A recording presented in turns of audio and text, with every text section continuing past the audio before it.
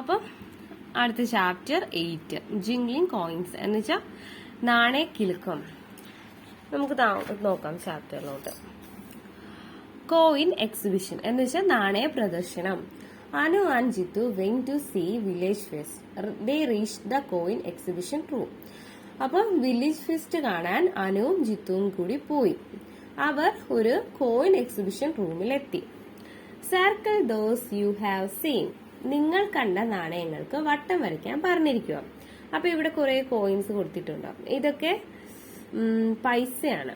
5 പൈസ, 10 പൈസ, 20 പൈസ, 25 പൈസ, 50 പൈസയൊക്കെ. അപ്പൊ ഇതൊന്നും നമ്മൾ കണ്ടിട്ടില്ല. ഇത് കുറെ പഴയതാണ്. അപ്പൊ നിങ്ങൾ കണ്ടിട്ടുള്ളതിൽ പിന്നെ സർക്കിള് വരയ്ക്കാനായിട്ട് പറഞ്ഞിരിക്കുക. അപ്പൊ ഇതൊന്നും നിങ്ങൾ കണ്ടിട്ടുണ്ടായിരിക്കത്തില്ല. അപ്പൊ കണ്ടിട്ടുള്ളത് ഏതൊക്കെയാ? 1 റുപ്പി, 2 റുപ്പി, 5 റുപ്പി, 10 റുപ്പി ഒക്കെയാ. അപ്പം അതിനത്രയും വട്ടം വരയ്ക്കാം.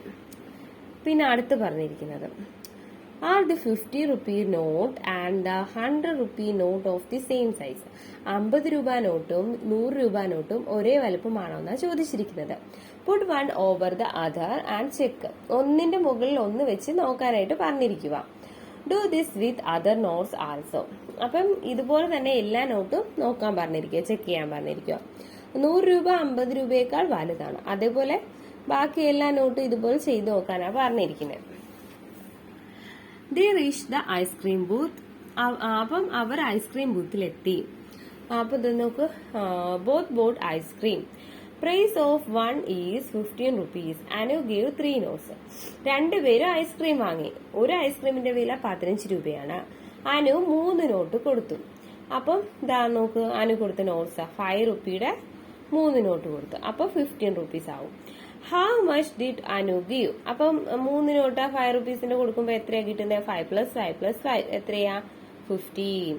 അതുപോലെ ജിത്തു ഗീവ് 2 നോട്ട്സ്. ജിത്തു 2 നോട്ട്സും കൊടുത്തു.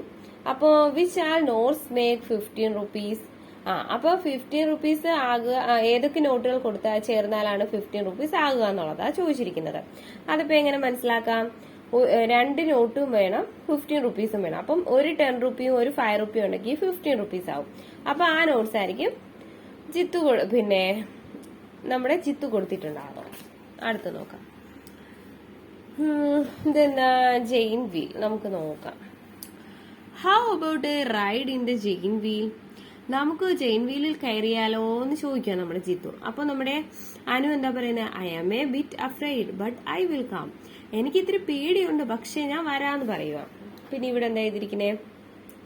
These are the notes Anu has in her purse. ഈ നോട്ട്സ് ഒക്കെയാണ് അനുവിന്റെ പേഴ്സിൽ ഉണ്ടായിരുന്നത്. ഏതൊക്കെ നോട്ട്സാ? 10 റുപ്പി, 5 റുപ്പി, 2 റുപ്പി. അപ്പം is this enough to buy 1 ticket for the ride. അപ്പം ജെയിൻ വീലിൽ കയറാനായിട്ട് ഒരു ടിക്കറ്റിന് ഇത്ര കാശ് മതിയോ എന്ന് ചോദിച്ചിരിക്കുക. അപ്പൊ ഇവിടെ എഴുതിയിട്ടുണ്ട് 20 റുപ്പീസ് എന്ന്. അപ്പം അത് നമുക്ക് മതിയാകില്ല. കാരണം നമുക്ക് ഇത് കാൽക്കുലേറ്റ് ചെയ്യാം. 10 + 5 + 2 കാൽക്കുലേറ്റ് ചെയ്യുമ്പോൾ എത്രയാണ് കിട്ടുന്ന? 17 ആണ് കിട്ടുന്നത്. അപ്പം 17 മതിയാവത്തില്ല. കാരണം 20 റുപ്പീസ് ആണ് ടോട്ടൽ. അപ്പം നമുക്കിനി എത്രയും കൂടെ വേണമെന്ന് എങ്ങനെ കാൽക്കുലേറ്റ് ചെയ്യും? 20 റുപ്പീസിൽ നിന്ന് 17 കുറക്കണം. അപ്പൊ 3. അപ്പം how much more does she need. ഇനി എത്ര രൂപയും കൂടി വേണമെന്ന് ചോദിച്ചാൽ എന്താ എഴുതുക? 3 റുപ്പീസ്. അപ്പം അതവിടെ എഴുതുക. Jithu paid the balance. ബാക്കിയുള്ളത് ജിത്തു കൊടുത്തു എന്ന് പറയാം. അപ്പം 3 റുപ്പീസ് ജിത്തു കൊടുത്തിട്ടുണ്ട്. Jithu paid in coins. Jithu നാണയങ്ങളായിട്ടാണ് കൊടുത്തത്.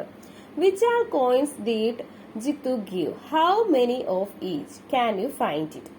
ഏതൊക്കെ നാണയങ്ങളാവും ജിത്തു കൊടുത്തിട്ടുണ്ടാകുക, അത് എത്രയെണ്ണം വീതം വെച്ചിട്ടായിരിക്കും.